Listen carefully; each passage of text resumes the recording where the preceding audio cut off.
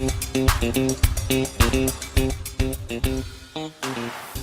Greg Adler here, president of Off-Road Warehouse and part-time off-road racer. Here at ORW, we're not just your typical off-road shop. We sell race parts. Come check it out. We sell everything from FK rod ends, Bragola, PCI radios, and we're even selling direct BFGoodrich racing tires. Check out any one of our 10 Off-Road Warehouse locations. Get you dialed for going down to Baja or anywhere else you play. Go further. Explore the trails less traveled. And reach your destination quicker with King's new Toyota Sequoia 2.5 OEM Performance Series kit. These 100% bolt-on kits feature front ride height adjustment, superior ride quality, and external finned reservoirs with optional wide-range compression adjusters to further refine your ride quality. See why we're the choice of experienced overlanders and order your Sequoia kit today.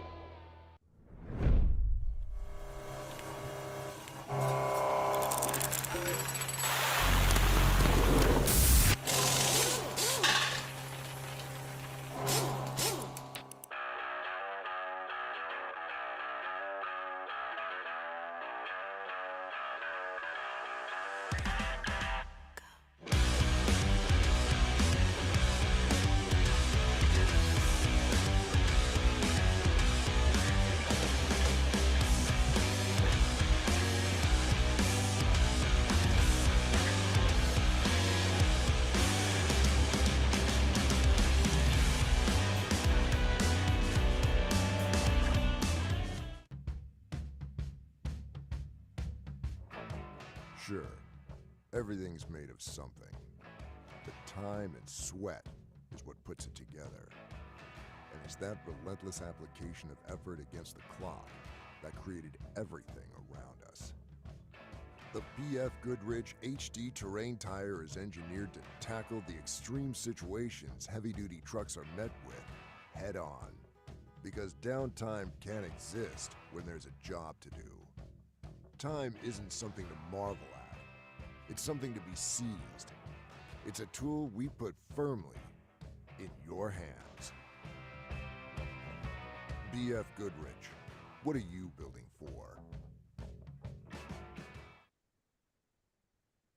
Ho, ho, ho! Hey, everybody. How is everybody out there in Fishgistics land?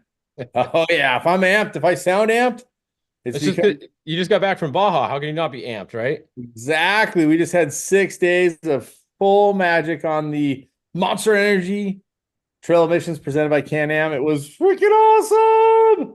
But I'm so amped to be here talking Baja 500, and I'm not sure why I have this crazy flare behind me because I moved away from the window. But I just wanted to say, hi, Fish. How are you, buddy?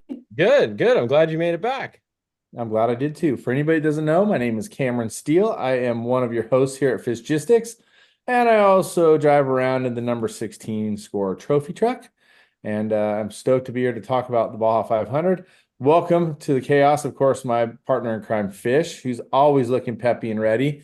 But also these geniuses of off-road race course, Baja 500 layout masters, Nate Hunt from BFGoodrich, Jackson Motorsports. Hi, Nate. Welcome. Hi, jealous. Wish I was with you the last few days. I wish you were as well. It was quite fabulous. And I know you've been there before with us. Now that we're doing it in the UTVs, we get into even more trouble. It's good stuff. Also, welcome to the big dog, the big toe of Score, the guy that makes it all happen, the guy you call when you're happy, the guy you call when you're mad, Jose G. Welcome aboard to the Baja 500 show. Oh, he's muted. Hold on. You got to unmute, Jose.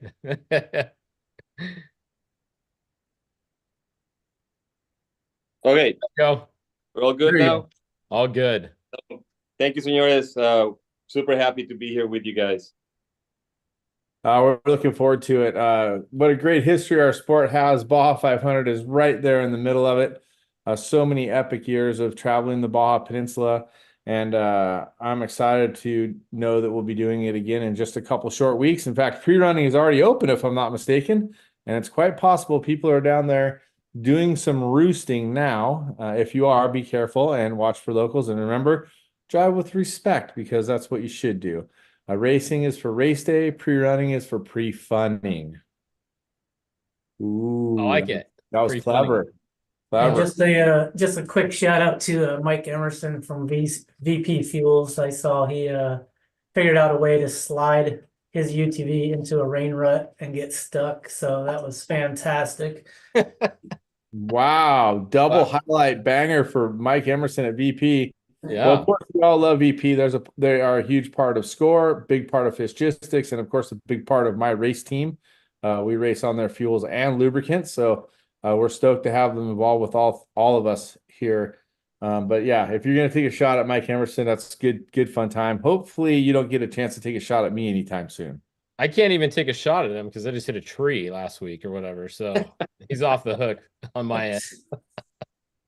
Well, accidents do happen, mistakes do come into play, and that's why everybody watching here should pay close attention when they're pre-running, doing their recon, and when they're racing the Baja 500. Again, it is a race, of course, but the number one goal is always safety. So think before you act, and if you think it's a bad idea, it probably is. So let's talk a little bit about this race course. So do we have any current topics we want to chew on before we get to the race course? Well, I wanted to talk about the schedule a little bit because the schedule of events is different for the Baja 500 this year compared to other years. So there is qualifying this year. We have not had qualifying at the Baja 500 in the prior years. So Jose, you guys have qualifying at every race this year, correct? Yeah, that is totally correct, and I think that's going to be a good thing for everyone. That if you have a bad finish from your last race, doesn't dictate your bad finish for the next one. So I think that was a pretty good move, and we don't care about the extra work. We just want our racers to be happier. Yeah. So that's next Thursday, right? Next Thursday qualifying, and it's going to be broadcast live on the SCORE channel. I know because I'm going to do the commentary. So next Thursday, there you go. Yeah, so it's going to be good. Yeah. Yeah.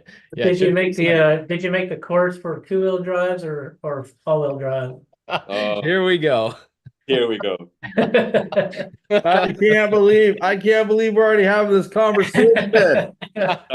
I didn't, just for the record, I didn't say crap. I didn't say nothing. I already know it's gonna be a straightaway for 500 yards and then a 180-degree turn that way, and 500 yards, a 180-degree turn that way. Who knows? Who knows? Who knows? I know one guy that knows. This guy right here. Nate knows. He's over there in that box. You guys I know nothing. I know nothing. He doesn't know either, so I give up. I got nothing to say about qualifying. So we're just gonna go out and do what we did last time. Whatever happens, happens. We're here to have fun. And if it's an almost podium, so be it. I mean, well, it was a podium before Jose G slapped my wrist. What's up with that, Jose G? It's not very nice to penalize us.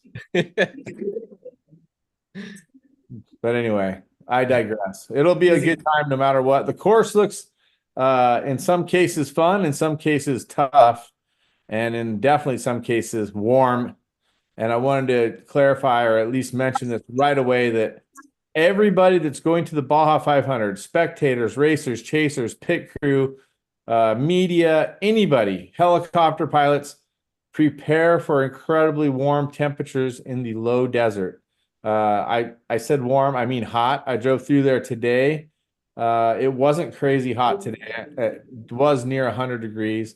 I think I didn't look at the thermometer. Just from what I felt when we got outside the truck, but I'm hoping for cooler temperatures. I've been down there as a kid in the 120s, and I know that it's possible in that low desert. So everybody, please take precautions. Jose G, do you have special instructions for any of that, or any preparation?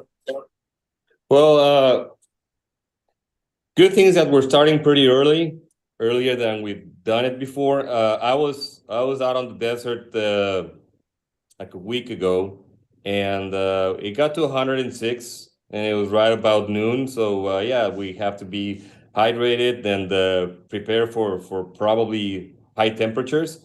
But I don't think it's gonna be like really bad. Course is really fun, I believe, and I think we threw in an old to new section, a new section, and we just made it up so that it's super fun. Yeah. And it's always, guys, remember you should start hydrating now, right? Like everybody tries to do it the day before and it's already too late. The other thing you can do that a lot of people do nowadays is the IV thing. So I know Julie Boyer will be down there with Finish Line IV. So you can go get an IV from her the day before the race. That definitely probably helps. But start drinking your water, your electrolytes now, not at contingency. That's definitely a good plan. I mean, you can bank some hydration, I think is a good idea. We do the same for Rift Cabo when we're getting ready to ride our dirt bikes down the peninsula. But just safety first, think it through, make sure you have fluids. If you can carry some shade somehow, those of you in the cars, a lot of times we'll be carrying a tarp in our pre-runner or whatever, somewhere in the car so that we can get some shade if we need to. But yeah, just be safe, be careful, and be smart. Go out there thinking about it. Don't be reactive, be proactive. I'm full of cliches today, aren't I, Fish? Yeah, you got these things. Did you come up with these all by yourself, or did you have somebody write these for you? I think, I just AI'd them into the web and I was like, creative commentary about making good decisions.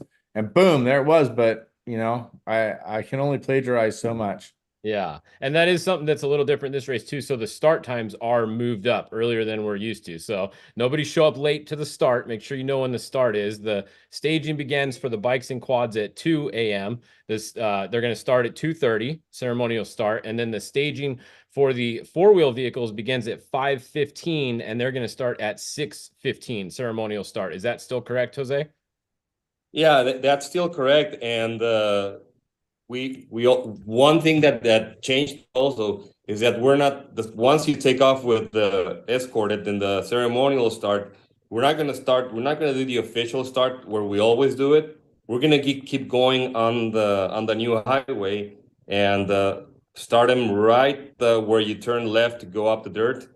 So we're not going to be racing really full speed on the new highway now. Okay. Cool. All right, and we'll see that in a second when we pull up the course. You can show us exactly where we're starting at. And I don't think Cameron minds that because you don't like going 120 with a cold truck, right? No, I'm not a huge right off the bat. especially early in the morning. But yeah, you got to take care of your equipment. So does that mean we'll be starting right into a speed zone in the dirt there? Correct? Yeah, that's correct. That'll let everyone. It's safer now, and we'll let everyone warm up their stuff. All right, here we go. Let's go look and see exactly what we're talking about. So the ceremonial start is still down in town where it normally is. And then after that, you're going to parade all the way out of town and all the way through the red here, all the way out of town. And then right here is where you would normally start where the circle is. So we're not starting here. This is still going to be a parade is what you just said, right, Jose? Yeah, that's correct. So you're going to keep going until you see where the speed zone starts. That's actually where timing's going to be. That's where we're going to start you. And will the race finish there also and be under speed control coming in? Yeah, that's correct. Once you finish there, you're a normal citizen driving back to the ceremonial finish. A normal citizen in a possibly 1100 horsepower trophy truck, or maybe class 11 with no fender wells on it. These things are not completely normal for the rest of the world, but semi-normal for Ensenada. There you go. All right. So the race speed zone out of town, right? Yep, we're going to get started straight into a speed zone. And when will that lift? If you can take a look at that. It's exactly the same spots. We're not throwing any curbs at anyone. We're staying because you don't pre-run that much in that area. So we didn't change a thing there. We didn't change BCPs. We didn't change anything there. Where does the speed zone actually end at then? Is it on this map that I'm showing here? Yeah, it should be. Okay. Yeah, a few miles in. It's only a few miles. You passed it. You zoom in right there, you'll be able to see it. Oh, it's right at it. So that's where we start. Yeah. Okay. So it says end speed zone. That's the way back in. The inbound. Okay. So I may have messed up. This one might not have it going the other way on it, unless I'm no. Zoom in right there. It should have it. I don't see it. Keep going. Out. No. Keep going towards Ojos Negros, and you should be able to see it. I'm sure you have it. Nate, did it not get on this file? No, it's not on your file, but I can tell you exactly what it is. Go back. a little bit more. Zoom in right there. It should be right where your cursor is right now, where that house is. That's where the speed zone. Right in here. Yeah, correct. That's where Okay. you pretty much stand on it, and that's where you slow down on inbound, and then go slow all the way to where we started. Okay, perfect. So basically after I VCP. don't know. I don't know why it's not showing up on yours, but yeah, I have it. It's right after VCP 3. Okay. Yeah. Is it on your BFG file, Nate? Yeah. Oh, weird. All right. Let me make sure. Let's just check and make sure I got everything on here. Looks like it's all on. Kind of weird. All right. Well, we'll see if the rest of them are on there. You're Keep kind of going. weird. So Yeah. what's become traditional race course through the mountains outside of Ensenada, headed to Ojos Negros. Very similar. This is the area where you'll zigzag through the farm fields. The rancher has been building jumps and spectating areas, so be cautious in there. Coming up to the hard left turn is what is affectionately known as the arches outside of the Pepsi stand. Yep. Right around mile 20.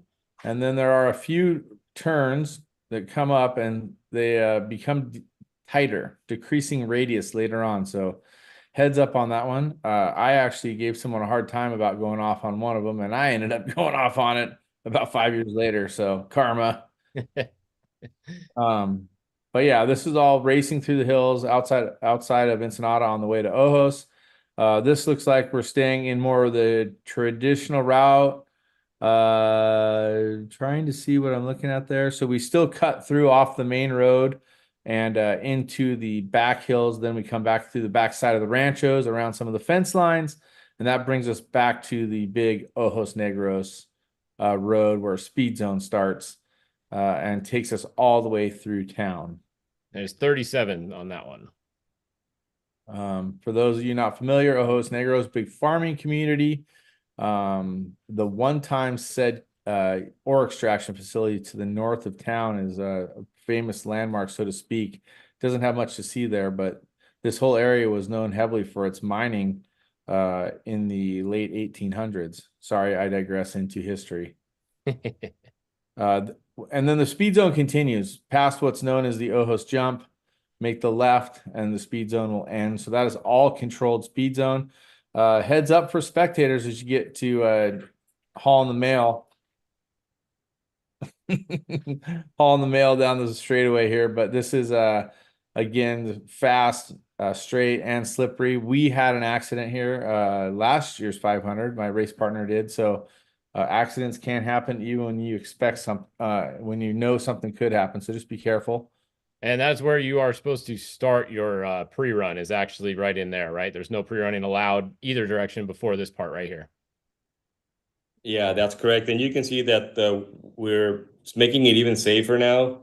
Right before going down to El Mezcal Ranch, where there's a few blind turns that we can. Sometimes we had some head-ons with guys going out and people coming in. So we made it different now. We've never raced on that trail right there, so this is the first time. It's fun also, but the thing was not to have those head-ons. And just as a note, Senor Fish, you're totally correct. The file that we got from Senor Nate does not have the end speed zone. Perfect. Thanks. And No. we're gonna blame Nate. Yeah. Nate, So Nate, it is on the GPX and the not on USR the files. PFL. It's just not on the KML. So Thanks, I'll Nate. send that You set out. me up for failure. Yeah. Nobody races off of Google Earth anyway. Yeah. We just only do the show off it every time, Yeah. but that's Yeah. okay. No big deal. Yeah. I pre-run a lot off the Google Earth. Actually, I like the Google Earth file. I think it's good detail there, especially with the Starlink on our pre-runner. Yeah, do you use an iPad? It's nice on an iPad too, huh? So that's cool. Something new and different. Throwing a little bit of curveball coming out behind the Rancho. And that's going to take us to what would traditionally be known as kind of the back hills off the Tres Hermanos Road. We've been racing in this area quite a bit. That brings us closer down towards Tres Hermanos. Any curveballs, any big changes in here, Jose G or Nate? It looks like there is a change towards the end after VCP No, further down. Is that all the same, or that's different too, huh, Nate? That's totally different. Yeah, this looks new. And just to clarify once again, when we see the VCPs that have a letter after them, what is the distance on that one, Jose, that you have to be? 40 feet. Okay, so 40 feet on a letter one, and the number ones are 120. 120. So there you guys go. Whenever you see this, it's to really keep you on that line for some reason. So 40 feet is the maximum for this. And I assume these ones are to kind of keep each other on the course and not get on the other course maybe too. Yeah, that's correct. And there's a new fence right there also. We don't want to mess it up, and we don't want anyone to get lost in the dust and then find yourself going backwards on the race course. So those lettered VCPs kind of give you a heads up on something. That makes sense. Changes are good. I like something different. This jump back here, Jose G, this is also a little different as we get ready to start heading towards El Alamo. Yeah. And we typically don't race through going up it's called La Biznaga, that uphill after the sand wash. And I like it a lot, and we're gonna be using it more now. And there's once you get to Tres Hermanos and go to up El Alamo, there's nothing different. Once you get to the highway at El Alamo, I'll tell you, you'll see where it's really different now.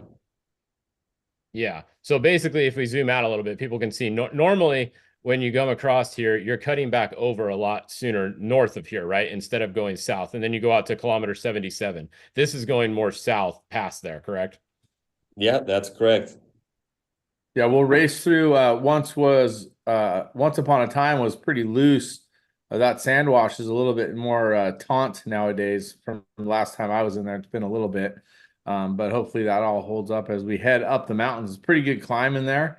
After Tres Hermanos, we start heading up the mountain up here. I saw on one of your files you actually had the name of it, which I did not know the name of it. Biznaga Summit. Biznaga.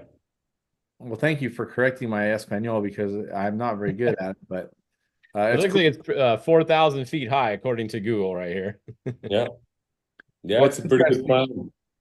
What was interesting to me about that was that the elevation is very similar to the traditional summit that we're racing over, which surprised me. I didn't realize we were at such a high elevation in here, other than when it's in the November and it's freezing, raining, cold. So just saying.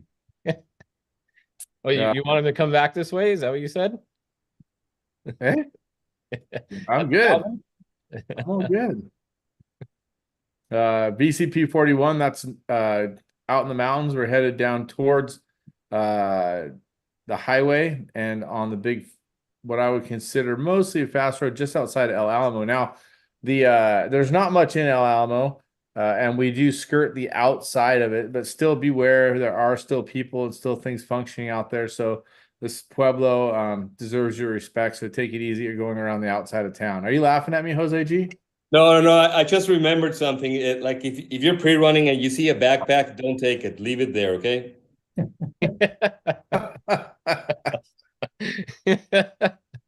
Oh, good idea. Yeah, Nate can share some light on that story, but it was funny. Yeah, I stole a guy's lunch. You kind of feel bad about it.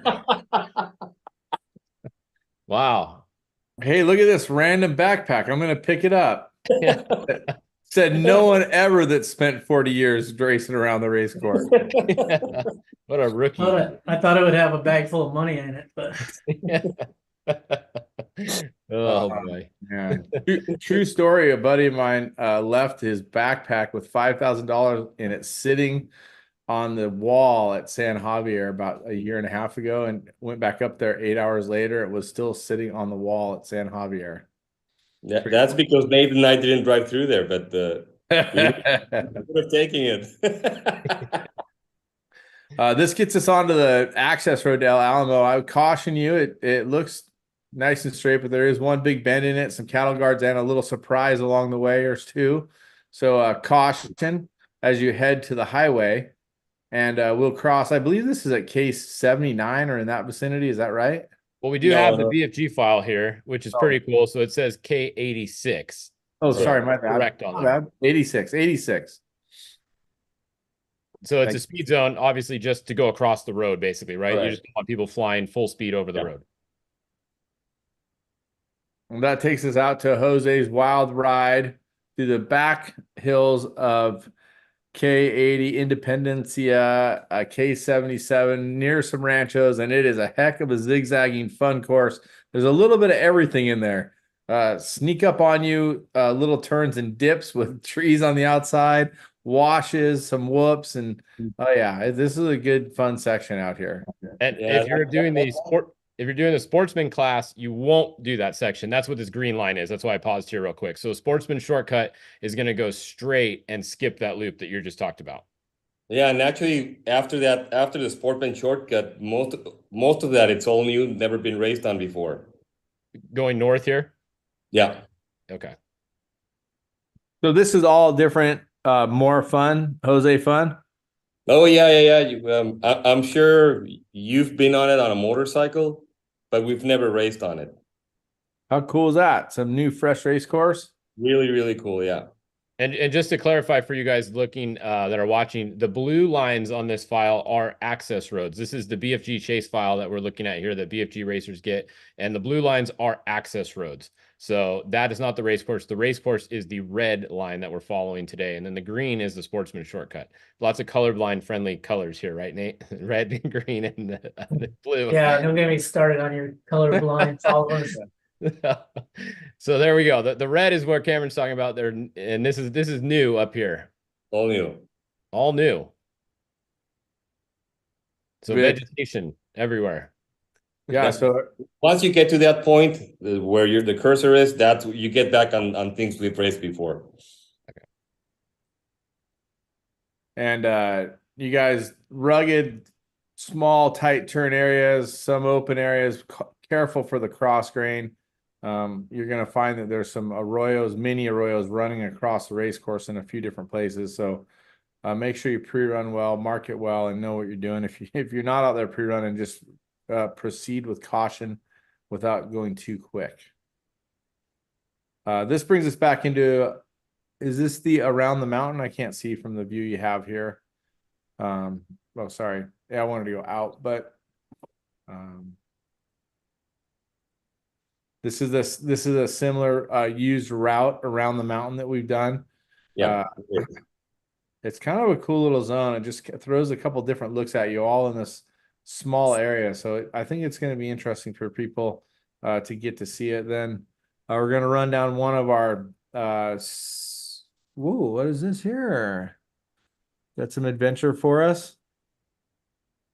Race mile 90 clearing, heading into a danger. You can see there. More, is this a little bit different right here, Jose G? We've done that before. Yeah, for sure. At least once. That little loop right there, we've done it, and the rest many times. Yeah, after this, I was just looking at this. It didn't look like it was something familiar, but I haven't studied the file because I've been studying files for Baja Sur for the last 2 weeks. Study time starts tomorrow for me. I tried to get some study time in today, but I had to drive the Raptor home.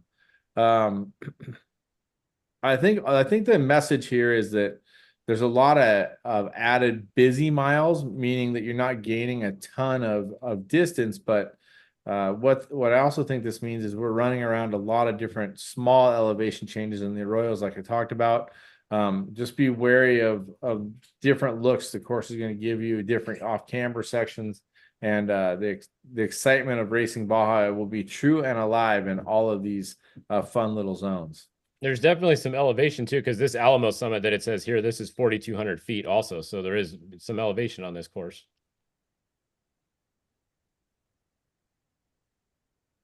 I love that. I love it when we bring in the different looks and the different elevations and stuff like that. I think that it makes it incredibly fun to pre-run and to look at and be able to share. Score does a good job at sharing different looks with people, and I think it's fun that we're able to do that. Okay, Jose G, talk about this section here. This is the end of the Santa Catarina Road, running out the back, but we're not in the wash this time. Yeah, you're not in the watch. part of it we've done it before. Part of it I stole from a record race. That's why I like racing those, because they steal from us, I steal from them, so it's pretty cool. And that takes you over to Hill Sonora, and of course to Nuevo Junction, and of course we're doing the summit this year, which is really fun for sure, and it's not that tough. Now, Nuevo Junction, for those of you that have been around for a while, used to be a multiple way access in there. That's kind of changed now. You can't really access it the way we used to be able to. Can you, because I do see that BFG is going to be supplying pit services here for people. Can we talk a little bit about how you might access that? Well, there you have it. Like you said, now you can't get like to Nuevo Junction like you could before. It's all fenced out. You could open a fence right before north of Nuevo Junction, and go, and that's the only way to do it, to get really close. But the other way is just Jamao, and the way Nate has it on his access roads. Yeah, the blue line to the south is your easiest way in, basically. Yeah. Yeah, it only has like 2 dips that are not great, but you can see that BFGoodrich is not afraid of those, and they're taking a box truck. Nate wanted a semi there, but it was gonna be kind of sketchy to get it in there. Yeah, it's definitely not an access road you want to be in a hurry to get to the race course on, because you can hurt yourself on it. But yeah, we got some drivers that are brave and crew that wants to get out there. So and it's a really cool pit area. Cameron hung out with us for quite a while last year. Sorry to bring that up, but Hey, last year was not a great year for us. I'm okay to say it. You know, sometimes it's your year, sometimes it's not. And last year was a tough one. But I did get to go live on Fishgistics here for like 45 minutes, covering all the trophy trucks coming by. So the bonus for Fish, and then every time someone shares that feed, that's a plus $20 for me. So I'm pretty excited about that opportunity. I'm going to try to avoid that this time. But we loved having you. We loved having you. It was the crew guys talked about how much time they got to spend with Cameron and Cody. So yeah, anytime you want to do that, I mean, the check's always in the mail, afterwards. So it's all good. Yeah, I'll cash them all at one time someday. Yeah. So this is gonna, once you leave this BFG pit, worth mentioning for pre-runners, for people racing, this is we call the area around Catavina the Never Never, but this is certainly a verified and certified Never Never of Baja right here. You're going to climb up the summit and get to the elevation. I think it was marked at 4,100 feet. before you get to that summit, there is a gate with a really nice block on it. So if pre-running is not open, don't count on Jose G to be able to get you through that gate without a key. Just saying. It's a long ways around. It's a long way around without the key to that metal gate. Yeah. This time we got outsmarted. They finally figured out how we couldn't break the lock. Copy. So do you think that's open now? It is 100%. We actually, Rolo went very early on Saturday and opened it up and threw away the lock. So don't worry. Copy. So the summit, the summit is usually like one of the high spots of this race, but we've already been at 4,000 feet at a couple other spots. So it's only 100 feet more at the summit this year. You're really not that much higher than some of the other spots. Yeah, but just a little bit more difficult to get to that one. Yeah, I was going to say dramatically more remote. There's, for those of you that are new racers, there are sections that you might race, and there's sections where you might drive. This is more of one of those driving sections. Making a mistake out here, your chase crew will not be able to get there for the most part. I mean, that's what we're looking at right here. Like, look, the closest access road is back here at mile 114. And then the next access road is all the way up here at race mile 150. But that access road, you have to come all the way by Mexicali and Tecate highway to get there. So you're not getting there anytime soon if you have to get in this section right here. And any notes, Nate, from coming over the summit? You know, for those of us that have been there over the years, any thoughts on what it looks like? I Elaine, think, to use yeah, I and- think it's actually in pretty good shape. There's the normal corners you got to watch out for. There's some washouts, but nothing. It's better than it's been in the past. It's pretty doable. But you can end your day there if you wanted to. yeah. That's going to bring you down into the washes and roads below. You can see here, getting through BCP 99 and moving further to the north. Now you're headed northbound, and this is in and next to an arroyo that heads towards Cajabuzo Junction. It looks like a fun and interesting plot the way you've laid it out, Jose G. Is So there any you other- got some room for you to make some lines. I don't see any VCPs here. We left the desert kind of open, so get creative, no problem. Yeah, I haven't seen that wash in a bit. There was a time not crazy long ago that the water had really gone through and opened it up, but I suspect now most of the growth is coming back. So we'll see what it looks like when we get down there to pre-run. But everybody be wise in the area. That's going to get us to Cajabuzo Junction, or I'm not sure what race mile it is, 150. Yeah. And we'll make the right, start heading over towards the bottom of Laguna Salada till Saldana. Lots of I see a lot of VCPs coming down to the south here. This is where you start running along some of the lake bed. So I'm assuming keeping people on the race course at different spots. This looks like your easiest spot to access chase crews on the north side of the course, basically, too, right? Right here. Well, If it's not wet, it can I wouldn't recommend it without a 4-wheel drive.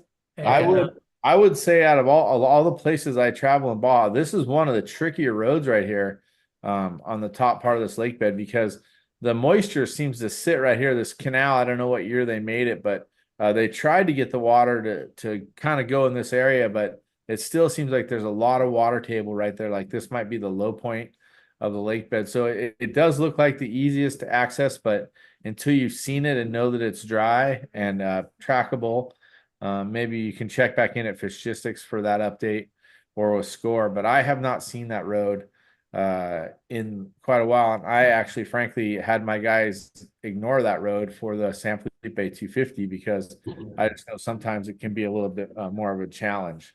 How I'm about sure this I'm sure a Cybertruck could make it across there. Let's send a Cybertruck in there. The Fishgistics Cybertruck. The road on the bottom is pretty straightforward. As long as you stay on the road, just watch out for traffic. Try not to make a ton of dust, and remember, the chase guys, you're not racing. The race course banks along the outside there and starts coming down towards the bottom of the Saldana. And this is up in a traditional pit area along Highway 5. Caution, there'll be lots of spectators in this area. And this, when you guys first did this, Jose G and Nate, I thought this was a great addition. I don't know how many years it's been. It's been a few now, but I love this zigzag back out through here and coming back into the wash. This is a lot of fun. yeah, it's just helps everyone to pit, and they're right there by the highway. So that's why we did it. We could go straight, and it's easier for us, but we just added for the teams to make it easier. So yeah, it's fun also. Easier is good for me. I personally like the most challenging crap you can give us, but not for the chase guys. Yeah. For the race, I like it. I actually think someday it'd be cool to have like the pro line, like where the trophy trucks have to do some like crazy dog crap and everybody else doesn't have to. But I'm just saying this is different than what we raced back at San Felipe. But this is, if I'm not mistaken, I'm looking here.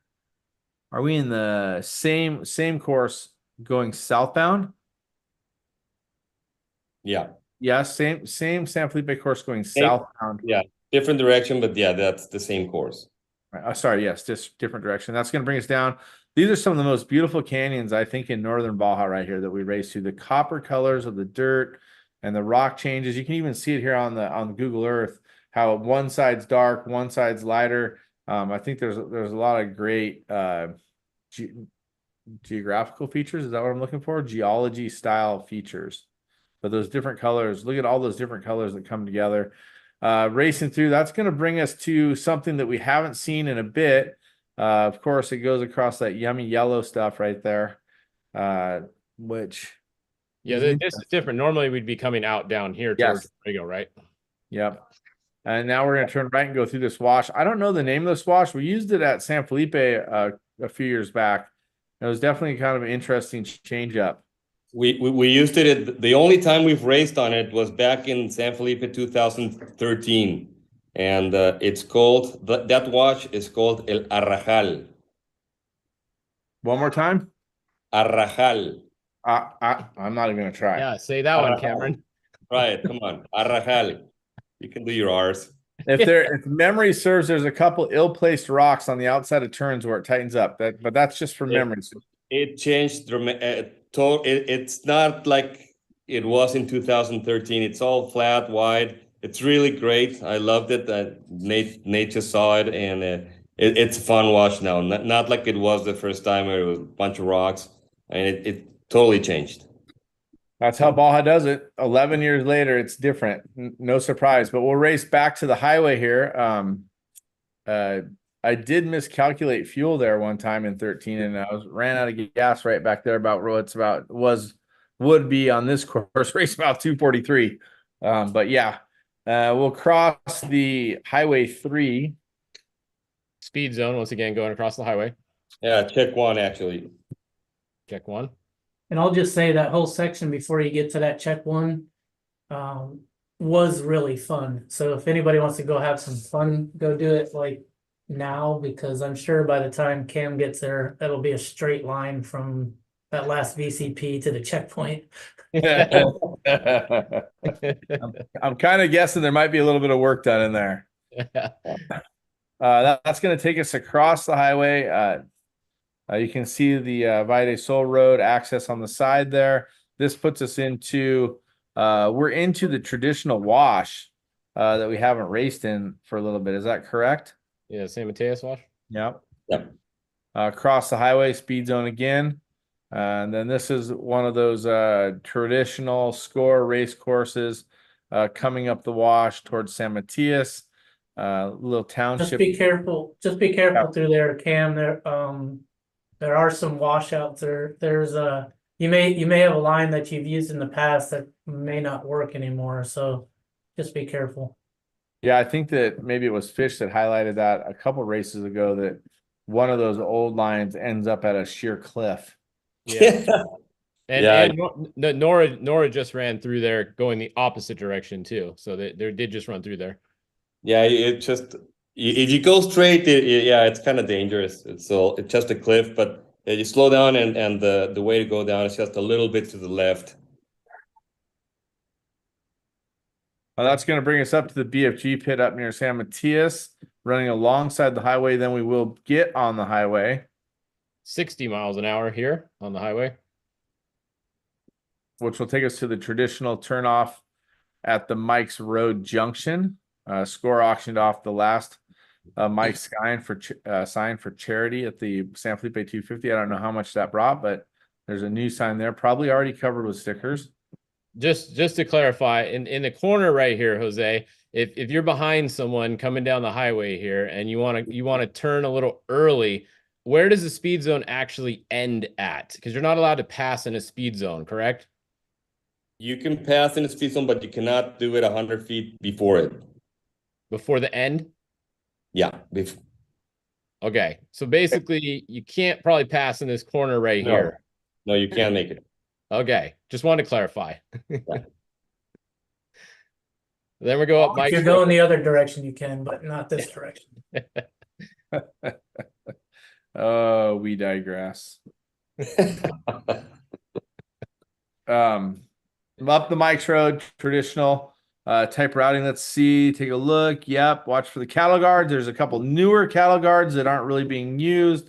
Very, very careful on this road when pre-running too, because I guarantee you someone is coming the other direction during pre-run. Yeah, there's a new like building there on one of those where a cattle guard used to be. That catches you off like a little bit of surprise. So be careful there also. Also, I think Fish makes a great point. Some people might be using that traffic both ways. Really be careful. Really be careful.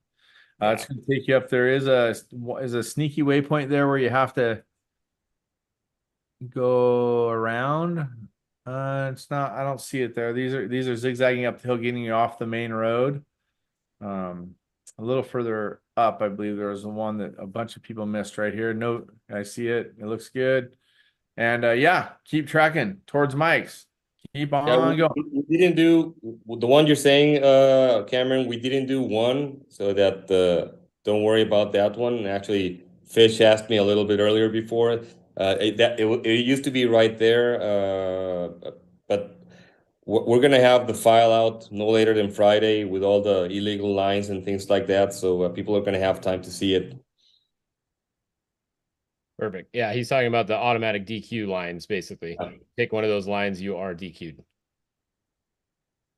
All right, so here's the second sportsman cut. Now, the sportsmen are not going to go all the way up to Mike's. They're going to cut over and just take kind of the lower access road over to here, right? Jose, that's just for sportsman class only? Yeah, only for sportsman classes, and there's a couple of classes that we'll announce that will take it also. It's not a huge distance that they're cutting, but who's ever done the Mike's Loop recently will totally appreciate not doing it. It's really tough right now after Mike's. Yeah, so it'll save quite a bit of time. Oh, yeah. So the Mike's Loop, traditional up there, some pretty tough stuff above there. So make sure you have a good plan. More remote Baja. Yeah, here's the highest point on the course. It says right here, 4684. So that's actually higher than the summit when you're up here past Mike's. And then we are going down Simpson. Is that correct? It looks like over here, Jose? Yeah, that's correct. It's easy. Yeah, pretty easy. Easier going down than going up, right? Yeah, someday we'll go up again. I know it was done in the past. Yeah, you could always do it. Let's see. Hold on. Cameron is having problems here. He's got to let him in. There he is. All right. So we're going down Simpson and back across. So there's mile 290. And then we're coming back down into town. So this is back into Valley T in a minute. Oh, not quite yet. We're at the No. That's yeah. Leandro Valle. That's where the sportsman cut rejoins, and you enter the property there, Mr. Ramirez. That'll cross over and then take you to the real town of Leandro Valle, right a little bit southwest of Valley T. Okay, perfect. Yeah, so this looks like when you're looking at Google Map, oh, this is kind of just fast, and it's not really. This is super slow. It's high technical. I would say that a UTV will have the fastest time on the mic section, most likely, right? For sure. Oh yeah. So then, yeah, there's not a lot of VCPs up here, but there's no other way you can go for anybody that hasn't been up here. You're pretty much one line. That's why you don't see a lot of VCPs. If you can find a line, good for you. But that's sketchy, right? Yeah. Oh, you're back, Cameron. Yeah, why always backing up the VCPs? You hate. What? I said hating on the trophy trucks. You're always backing the UTVs. Well, I mean, trophy trucks are going to be slow through here, right? Yeah, if you don't put VCPs, it's just a straightaway after pre-running. It'll be a drag race. Oh man. All right, so then past 300 down in here. Is there like one of those is this doing that jump that one year that took everybody out? You guys know where I'm talking about, or was it down in the bottom? It's a little bit up ahead, right there. Okay. Yeah, not there yet. Yeah, so right here, this is past that little town you were talking about a minute ago. That's Leandro Valle, correct. All right. So just careful of people during the pre-run here. There's probably locals around this area quite a bit, I would assume. Yep. And there's not a lot of people living there, but there are a few houses that do have people living them. So then 165 and come down. Pretty self-explanatory. A couple dangers through here. Real tight and twisty. This stuff just take your time coming through there. And then we jump back in this. It's kind of a wash at the bottom here. Yeah, that's correct. You exit the main road over there to the right. You continue on that watch going towards like if you're like Valley T. That's where we're like a little bit up north where you cross the main road, and then you come up to that dike that you were saying that if you take it fast, then you're gonna land on your front bumper. Yeah, we'll try to find that for everybody here in a second. Oh, So there's a danger there on it. okay, so you're on the side road and then you cross the main road here. So heads up during pre-running, just make sure you guys pay attention. This is the main road. There could be cars coming down the main road right here. And will that be a DQ line, the main road, Jose G? Or Yeah, I know there's yeah. 2 VCPs down there, but that main road's a lot faster. Yeah, no, definitely. Yeah, but not 20 minutes faster. But it is going to be one of the red lines for sure. The Yeah, illegal. so you wouldn't be able to hit this VCP and then go left and get up here. That would be illegal. Correct. Yeah. Perfect. All right. So then you come across the main road here. This is once again an access road. You can see that if you have to get in there, the blue line takes you right there to 316. Then you come across, and right up here is, I believe, what I was talking about right That's here. the one. Yeah. Yep. This danger 16, you guys be very careful. If you want to send it, make sure you have your video guy out there so we can get your video, because this is a good one. If you And your medic. And your medic. Yeah, you might want to just land your helicopter right here too, because you're going to be needing to be escorted out of there if you send that one. It looks like it's kind of straight when you're coming at it, and then you get up to it and it just drops straight off, and it's a big hole. So be really careful on that danger VCP. After VCP 170, the next danger there. So then it's kind of. Can you hear me, Fish? Yeah, I can hear you now. No, I just like the facts there. Sorry, I didn't think you could hear me. Oh, all good. We didn't hear you if you were talking. We just heard you now. Copy. Oh, we can't see you. Yeah, he's hiding. So like right there's in your I'm fish. making a line. Now, a little bit up the course there. To me, that's one of the roughest sections of the whole course. Right there, like between those BCPs, there's yeah, that area right there. There's one section. There's a hill there that's super rocky, and it'll be tough. Is this isn't where the tractor was stuck a few years ago, was it? No, that we're not even close to that. We're not running through that area. Perfect. All right, so take your time between VCP 172 and 173. Correct. You'll take your time. Yeah, at least it's quite a ways into the race, so maybe we'll be pretty spread out by then. Yeah. All right, so then we come down to, let's see, VCP 174. We go right and we go back across one of the access roads once again. Yeah, you cross there at the Cody's Meadow. Oh, Cody's Meadow. Okay. Yeah. Yeah. Cody's got some pictures to share. I wish we could put it up on the screen right now, but you should do it right now. I mean, that way they'll know why it has a new name. Yeah, but Cody's smart. He never sent that to me. I don't think Oh, I have it. Please share with everyone. Cody would love it. We've always called it the grass patch or the grassy knoll, but I think Cody's acres or Cody's grassy field would probably be better. So what happened, Cameron? Why don't you tell us what happened there? Why is it called that? He got a little romantic there. He had a photo shoot there. I invited him to come on the show today, by the way. I don't think he answered me, but he loves being here. But he was I thought they were great photos. I would never share them because he trusted to share them with me, so they were epic. I'm gonna go duplicate them when I'm there. Okay, we'll look forward to seeing those, maybe. Maybe. Yeah. All right, so you come across the road at VCP 175. We're at mile 325 now. Now we are heading on. We're not on the crossover road here, correct? No, you're not. Okay. And so I had a few people ask me in comments earlier, is the crossover road going to be open during the race? The answer is no, right? Because the race course is getting on it at one point. Correct. Yeah. You can access from Cody's Meadow the other spot, but no, you cannot continue on where the blue line ends. That's it. That's as far as you can go on the race course. Yeah, so mile 335 is as far as you can go on the crossover road. You're not allowed to go past there because then you'll be on the actual race course. Yeah, I mean, people might want to try it, but we do not want to have a trophy truck hitting a chase truck or anything like that. I mean, the safest way to keep it. Yeah, we just saw that's not a good idea. Yeah, that didn't turn out pretty good. Yeah.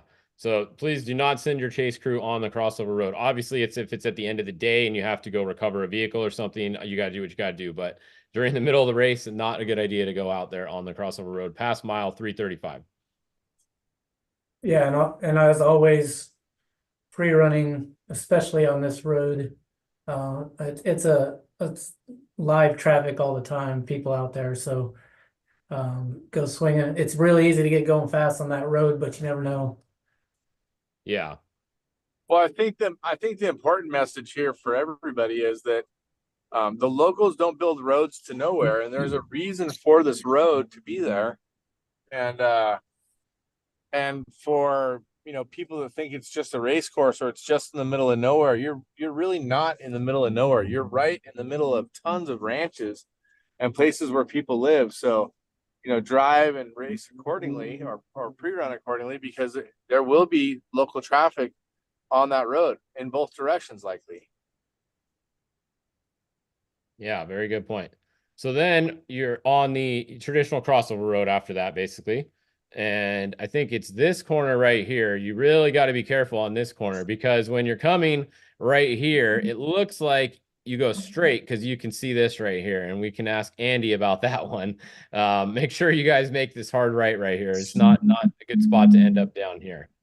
So, yeah, thank God we can ask him. That was tough. Yeah, that's a tough one. So Mark, I would definitely mark a caution right here. Make sure all you guys pre-running mark that hard right.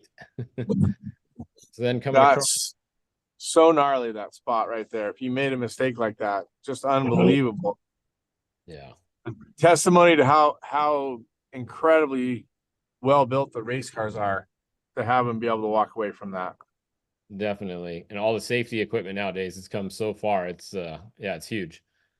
So then you come across the crossover road and come out, same typical spot, right? It always comes out right here pretty much. Yeah, that's correct. We just right before check 2, we're not cutting through the fields. We added a BCP there because there's a new fence. You can't go straight. The other BCP before that. Yeah, we're not going straight there. There's a new fence, so we're staying on the main road. Oh yeah, typically you would come this way sometimes, but there's a fence there now. Yeah. Yeah, we weren't sure if Robbie was racing this race, so we didn't want him to open a gate in the fence. Yikes. Wowzers. Darts. Just some darts being thrown today. Yeah, I like it. All right, so then you get on the highway here, and this is going to be another 60-mile-an-hour speed zone here, right? So lots of people probably pitting right here. This is going to be very crowded right here. This is typical, lots of pits on the side here. And once again, Jose, the only spot you're allowed to pit is on the right side of the road, right? If the road is going that way. Yeah, that's correct. And just a quick note on that section. We had an issue last time. Since the beginning, that's where our checkpoint 2 is. So just be respectful. Do not try to pit right where the checkpoint is. And then at the end of the race, the outcome's not going to be great because they're going to be calling us with pictures on who pitted within like very close to the checkpoint and got penalized.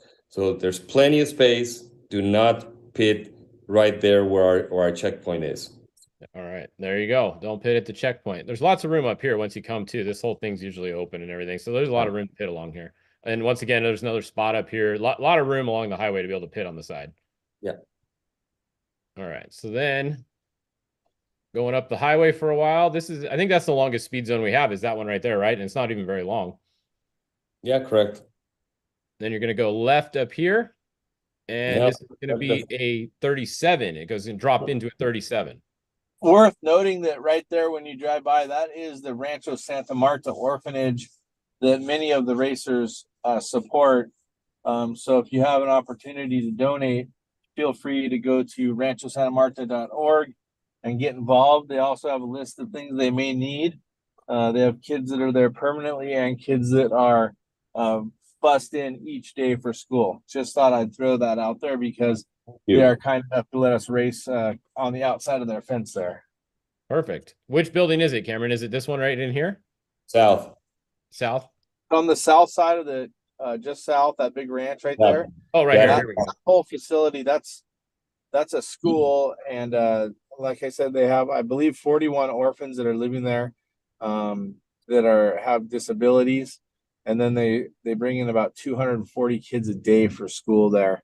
It's a pretty amazing place. If you haven't seen it, like I said, check it out. But well worth supporting. Great people, and Bill Lawrence, who is the creator or the founder, is a longtime score racer, a former 1600cc racer. He's a great guy in his 80s now. Perfect. Cool. All right. So you guys drop some stuff off here on your way by. And we go in here, 37. So this is 37 all the way in here past the ranch here. You make a hard left and then a hard right. And then that's going to be the end of the speed zone. And then you're back to full speed there, right, Jose? Yeah, that's correct. You're only on the main road for a little bit. At the end of the straightaway where the gate is, you're gonna exit over to the keep going on the race course. You right there where exactly that. You exit to the right, and that takes you on a road we've done before. It's really fun. It keeps you from the main road. So once you're at that point, you don't worry much about people like locals or anything. That's just gonna be pretty much race traffic. Yeah, that looks like it's going to be pretty fun through there, probably. And is this along the fields going to the pole line, or is this going up to the side of the hill? The side of the hill. Woohoo! Yeah. Hey, great view. It's a great view. Just make sure you know where you're going. Because if you're going off that cliff, you're probably not going to be doing good. Yeah, this is a bit off camber right here, right? Through this section. It feels like it's off camber just because you're scared of it, but it's not. It's pretty, you're pretty high up there, or at least the drop is really intense. I think it was originally cut with like a D7 with a big tractor, but I agree with Jose G that no matter when you go up there, it feels like it's so tight, and it feels like it's off camber, but it's not. It's really pretty flat, but there is a couple of little sketchy little sections, but that hill actually burned a few years ago, and it made it so that you can see the views off both sides off the road where there's not a bunch of trees and stuff up there. So it's kind of an incredible sight. But I would suggest pulling over and stopping at a safe spot so you can see the view and not go off the edge. Not on race day, right? No checking the views on race day. Negative.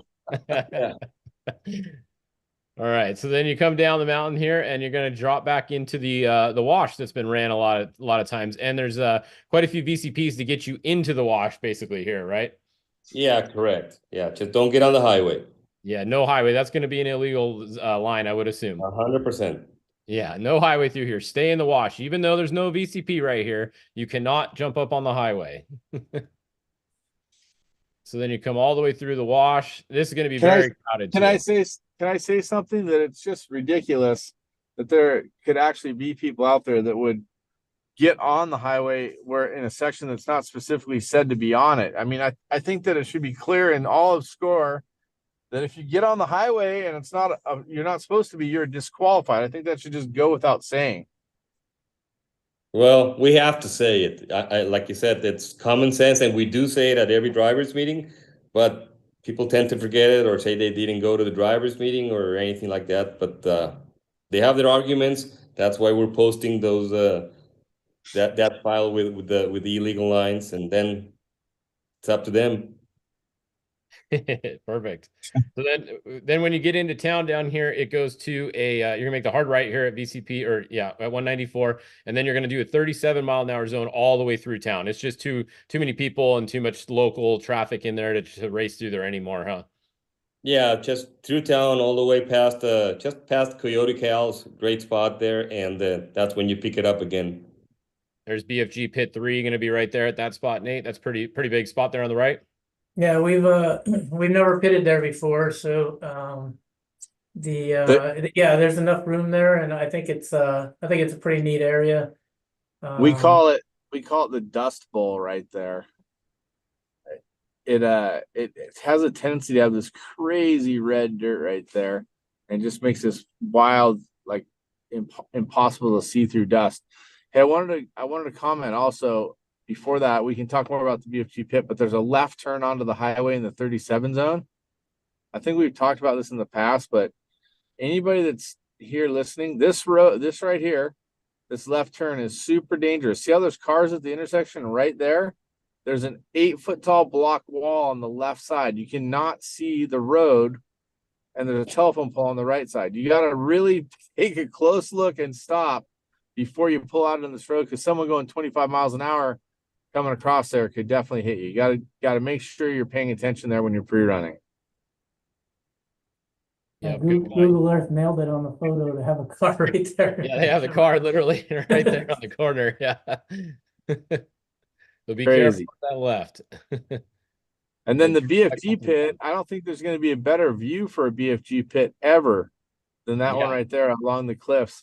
Just worth noting that on the left side of that is probably a 60-foot sheer drop. So make sure the road is wide there, but make sure you're paying attention. And like I said, if it's dusty, even though it's a speed zone.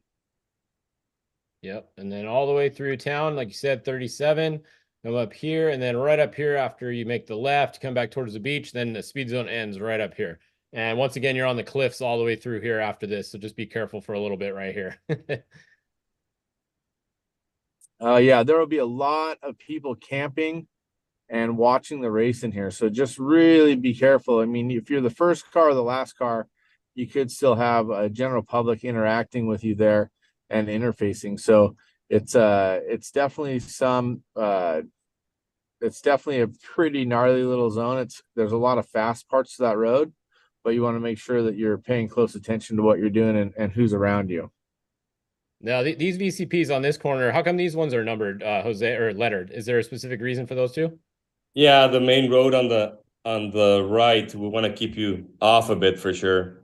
Okay, yeah. So you don't want to be on. You want them on this. You want them off to the left here. Correct, on the race course. Okay. And please do that during pre-running too. Don't just run the main road. Like we don't want anybody on the main road through that area. Okay. Yeah, we lost the coast and going towards Santo Tomas for a bunch of years because of a little accident with the locals. It wasn't actually race related, one of those weekend warriors out on a UTV, but it took a lot of convincing and a lot of work to get to be able to race back in that area again. So you be really careful when you're pre-running, lots of respect. Yeah, this is some of the coolest race courses all through here too. So whatever we can do to keep that, definitely it's way more fun going through here than going back on the highway for miles and miles.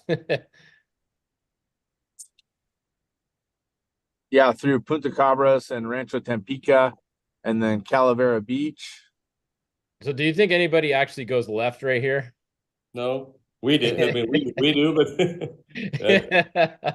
that's going to be open. We didn't put a BCP there, of course. Yeah. We're to take it. We know if you go left, it's passable. Yeah. All right, so then 197, and now we start heading back inland a little bit here. So we're at 385. This is all standard, typical, all the way back into Santo Tomas, right? A lot of people have ran this a bunch of times. Yeah, it's exactly the same. There's pretty much no options. What do you think, Cameron? Is this pretty fast in your trophy truck? It's incredibly fast. You got to be careful out there. It's real has like this gravelly slickness to it. It's like a cheese grater for the tires. And there is a lot of fast stuff. It does narrow down to some fences and some with fences along the outside, and there are a couple cattle guards in there. But please be careful of traffic. It's a very popular road going back and forth from Santo Tomas and out to the coast. And you can see there is one access road to get in there. You get off at kilometer 75, and this is the only access road into that area, and it takes you in at 393. So if you have a problem between the coast and there, that's your only way in. Do not go backwards on the race course through here. Do not go in here and try to go backwards. That road is very narrow, and race cars coming at full speed that's not a good idea. So please don't do that. And then coming back north, once again, same road. You don't see a lot of VCPs because once again, you're on the road. There's nowhere else to go really. It's the road and that's it. You come by the does that say that was a chocolate farm? No, Rancho El Chocolate. Just the Oh, name. okay. Trust me, there's no chocolate there. I was gonna say, how come we've never stopped for chocolate there before? Pretty nice ranch, but it's no chocolate. I've stopped there and Okay. All right. tequila. They have tequila.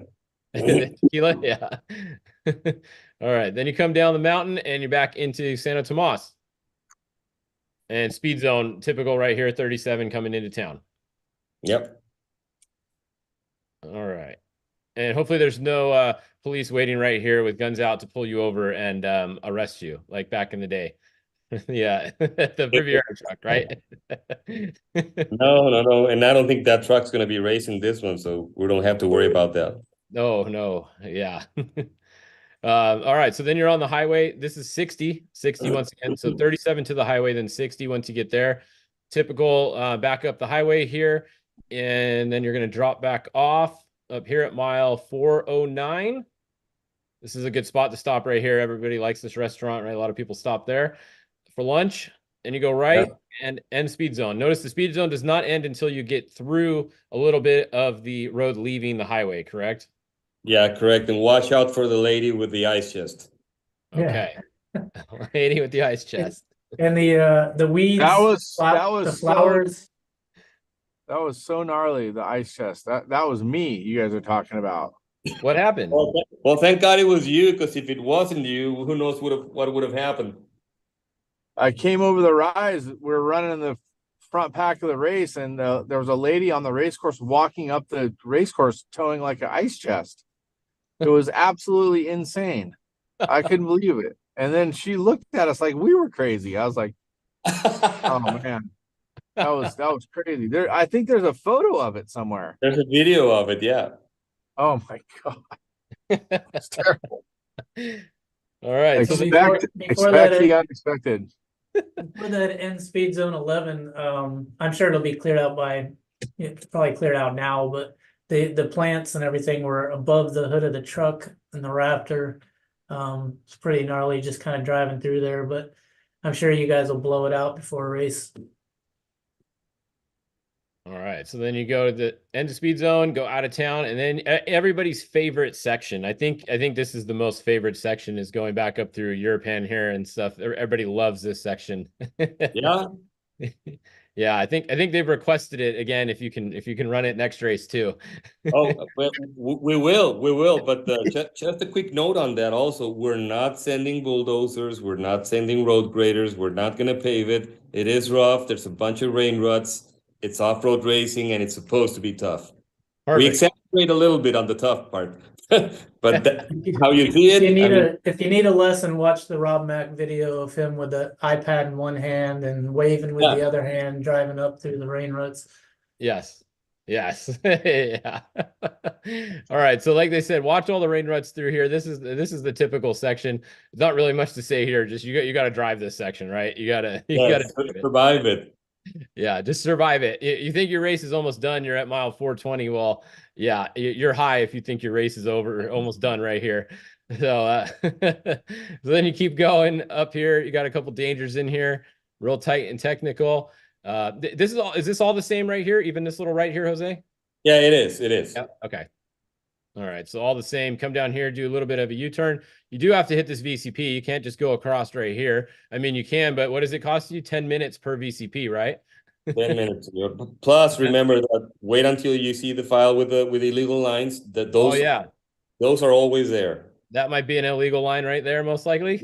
It will be 100%. So if you think you go 10 minutes, I can do this and it's better. There you go. Always got to make sure. Watch the illegal lines, because we know you will enforce them. Yeah, I do. All right. So then you're coming back north, and VCPs stay over here on the left side. This is all just the same as it usually is, tight and technical. What do you think, Cameron? You've done this a million times? I'm going to say 1,000,005 times. Any advice? There's one little section you haven't. Uh-oh. Where? Where? Right before you get to the main road there at the Tres Hermanos Road, there's a new section we've never raced on. Very small one, but at least we've never done it. Nice. All right. So then, yeah, just be careful when you guys are pre-running here, because there is traffic going to be on both sides. If you're in the dust, just wait a second and make sure. And then your pre-run is going to come to an end right up here. So when you're pre-running, make sure you end here. Don't go backwards here. Obviously, you have to go backwards to get out, but you're going slow, just driving on the road like you normally would at that point. And your pre-run's over right there. Yeah, there's no reason why at that point you have to go fast out to the highway, or from the highway to that point go fast. I mean, during pre-running, I've seen on those 90-degree turns, especially on the second 90-degree, I've seen accidents with head-ons and wiping up the fence, and then our good friend Hector Sarabia is charging for that fence. There's no reason why. There's no changes. It's a speed zone, and we're still having accidents during pre-running. All right. Well, hopefully this time is a little bit different and people are a little bit smarter. But I think that the course looks pretty fun. What do you think, Cameron? You like it overall? I like it. I mean, I think that it has a good cross section of so many different looks in Baja. Racing over the summit, the arroyo beyond it, new washes that we haven't seen in 11 years, a couple sections we have never been on, getting on the coast. All those things are that all adds up to fun and exciting stuff as far as I'm concerned. It's just something different, which the new stuff is something different. But I think what I mean by saying it's something different, there's different looks in every segment. And that's what Baja is all about. Just that different, always looking at something a little bit different, challenging you and making it tough to race through. I love it. Yeah. And it looks like you've given everybody 20 minutes to finish this race. So that's the time limit. Is that still the same? 20 hours. 20 hours. Sorry, 20 minutes. 20 minutes won't cut it. Same thing. 20 hours to finish it. So will we have a Class 11 finish in time? I don't know. We'll find out, right? We will. We will, he says. All right. Hey, Fish, just so you know, I will send Score the updated KML file and make sure that end speed zone 1 is on there. Okay. And then I believe there's also Jose G, you can confirm, but I think there was one minor change at the start. It's under the ceremonial start, but going a block north than what's on the current file. So we'll make sure that updates in there too. So anybody that uses the KML files, just make sure you get that update. And actually we'll have to update all 3. We'll do the GPX and USR as well with the updated line. Perfect. All right. And we'll be good to go. All right. Well, you got anything else, Cameron? That's kind of the course. What do we think? I think it's good. I think we covered a lot of good stuff. It's hard for everybody to remember. I would just suggest, checking back in with Score, reading your bulletins, making sure you're giving your chase teams plenty of time. Don't make anybody rush. Having people racing on the highway or, going race speeds on the highway is a bad idea. So just think ahead and try to make it easy on everybody around you. Yeah, exactly. Everybody just be smart. And what do you got, Nate? You got something else? Yeah, I got 2 things. So one thing, there was a lot of rain in the rain season, I guess, in the last couple months. So it's really, really super pretty down there. A lot of really cool vegetation and flowers and everything's bloomed up. It's really, really pretty. So definitely enjoy that. And then also on that note, just be careful of fires, brush fires and stuff. There's, if you're a smoker, just be careful about where you toss your cigarette. If you build a fire for any reason, just make sure you put it out. We don't want to cause any brush fires. And then the last thing too is there's a lot of wildlife out there, cows, other creatures, some that crawl on their bellies a lot, that you want to stay away from. I've seen some big rattlesnake picks out there on the course. So just be super aware if you're out walking around or have to get out of your car. Just be careful what you're doing down there. So I think it's at a pretty much an all-time high right now from what I've seen down there as far as that stuff. So yeah, I've definitely seen more people posting about snakes in the past couple weeks than I have in a long time, in the desert up here, down there, everywhere. So yeah, definitely careful when you guys are pre-running and you pull over to go to the bathroom real quick. Watch where you're squatting at, right? Yeah, where you drop a waypoint. Yeah, yeah, careful there. So, all right. Well, yeah, I think that everybody's excited. We will you guys can tune in next week on Thursday on Score's social media channels and YouTube. You can watch qualifying. That's going to go down. It's Trophy Trucks, Trophy Truck Legend, and Trophy Truck Spec. One other question, Jose, are you going to add UTVs at any point for qualifying, do you think? Well, it depends. I mean, I've heard about people asking, but not there's no serious inquiries. No one really has come up to us and like a group of UTV guys is wanting it. I'm pretty sure we can arrange it. Then maybe a day earlier. I mean, we couldn't do UTVs, and I mean we already start early and kind of finish around 4 p.m. So I Yeah. mean, if we can accommodate that for sure, but we would have to have like meetings with them and see how we can do it. Okay, perfect. Hey, Jose G, can I make a suggestion? Sí, señor. If you're going to open up qualifying to more classes, I would suggest charging a fee to qualify to help cover your volunteers and your costs. And maybe you can not charge anybody that actually qualifies in the top 25% of their class or something like that. So I don't know. I think you're going to have a cavalcade of chaos by doing more qualifying, but I'm with you. And if you can offer it to people, great. But I think protect yourself along the way. No, we're not offering it. If it gets requested and we see that it's possible, we definitely would have to charge them. Definitely, it's another. People don't understand that any event for us that takes another day, it's a full day of hotels, just everything, a full day of the huge staff we have during each event. It's crazy. We do charge level 1 that qualifies. We do charge them in their entry fee for qualifying. So whoever wants to do it, they will see it also on their entry fee because it's a lot of money, believe it or not, to do it. All right. Well, cool. I think that that pretty much sums it up. Big thanks to all you guys for coming on the show. Jose G, Nate, you guys with all the info on the course. Cameron, I'm glad you made it back to the US just in time for the show. And yeah, we'll see everybody down in Baja in a day if you're going down there. Some people are down there right now pre-running. So just be safe, be smart down there, like you guys always say. Well, what else you got, Cameron? Close it out. I just wanted to say, hey, have a good time. It's Baja. I know. Keep your head up and, travel together with your friends. Be smart about what you're doing. And of course, enjoy it, all the different aspects of racing at Score. It's a beautiful country with wonderful people. I know there's been some really tough times as of late. My heart thoughts are with those families. And I want to say that I do think it's a beautiful place, but anywhere you go in the world, you need to keep your head up and make sure you're making the best decisions possible. Not saying that anyone made wrong decisions. I'm just saying that think about what you're doing and be smart out there. Have fun, be safe. All right. Perfect. Jose G, you got anything else? No, I knew that was going to come up, but same thing with Cameron. Just be smart. Anywhere in the world. Right now, I wouldn't travel by myself. So just be careful and enjoy yourselves, especially if you're pre-running on motorcycles. Do not pre-run alone. Like I said, hydrate. And during race day, just have fun, enjoy yourselves. People that are going to spectate, make sure you take your trash with you because we want to keep Baja clean. That's a good point. Always pick up your trash, guys. All right. Well, that's it. We're out of here. We'll see you guys in a week with the qualifying show and then with the race after that. So see you guys later.